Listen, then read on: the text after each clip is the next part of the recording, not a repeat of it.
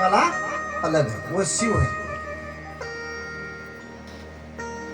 अगर सृष्टि में कुछ गड़बड़ होती है, भगवान शिव स्वतंत्र है। पालने वाला आपको मारने का अधिकार नहीं है,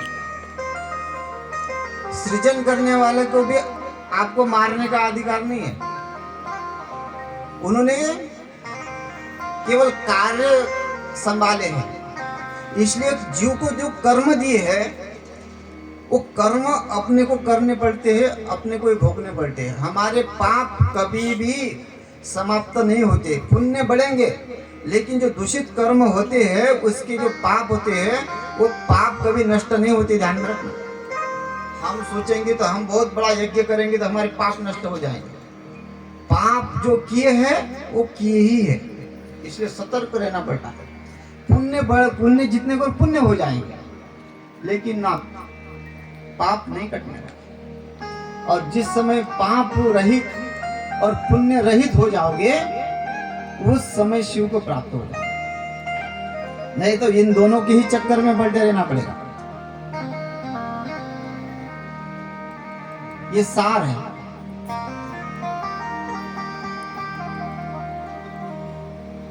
तो पालन करता और एक सृजन करता, और भगवान सदाशिव संहार करता।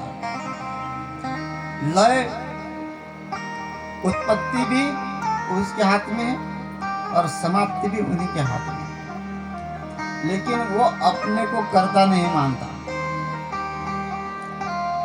दूसरे के ऊपर भार छोप दिया, भाई तुम्हारे कार्य करने वाला, तुम्हारे कार्य जिस डिपार्टमेंट के हैं तुम उस डिपार्टमेंट में जाओगे, और वो कार्य तुम्हारे बनते नहीं बनते, तुम दोष उसी को दोगे, श्रेय भी उसको ही दोगे और दोष भी उसी को दोगे। लेकिन उसके ऊपर सत्ता किसकी है? उस डिपार्टमेंट की, ऊपर वाले जो प्रधानमंत्री है। हम उसको डायरेक्ट दोष नहीं देते कि वो भी दोषी नहीं इस कार्य का। जो जिसको डिपार्टमेंट दे दिया अब वो जाने। तुम्हारे कागज पत्र सही है तो तुम्हारे काम सरल बन जाएंगे, और तुम्हारे अंदर जो लफड़े हैं तो वो डिपार्टमेंट भी सोचेगा कि पहले सही करके लिया, नहीं तो जो भुगतान है वो भुगतान भोगो। तो भुगतान होता है, यहाँ तो होता है लेकिन वहां नहीं होता। तो ऐसे कार्य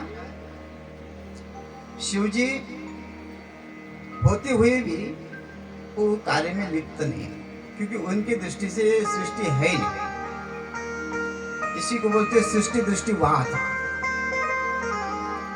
स्वप्न आया, स्वप्न में सृष्टि उत्पन्न हुई, सुबह उठे सृष्टि खत्म हुई। तो यही क्रम चल रहा है। जीवन मिला, सृष्टि बनी, जीवन समाप्त हुआ, सृष्टि समाप्त हो गई। जैसे स्वप्न में तुमको सुख दुख हुए, लेकिन जागृत अवस्था में आके ना सुख का अनुभव हो रहा है ना दुख का अनुभव हो रहा है। स्वप्न में कभी देखा लॉटरी लग गई और उठने के बाद तुमने वो पैसा बैंक में जमा कर दिया? ऐसा किसी के साथ होता है? स्वप्न में लॉटरी लग गई। राजा जनक सो गए और उनको एक सपना है, सपने में वो भिखारी बन गए और इतने दरिद्र बन गए कि खाने के लिए नहीं, जगह जगह भटक रहे, वे भिक्षा दो भिक्षा दो भिक्षा दो।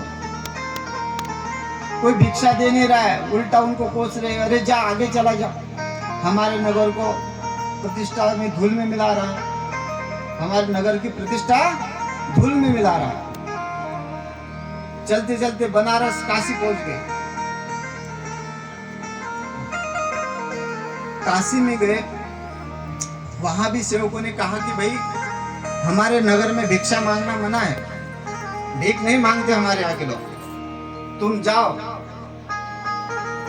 हमारे दरबार में छत्र चलता है, वहां से भिक्षा ले लो। जनक जी वहां चले गए।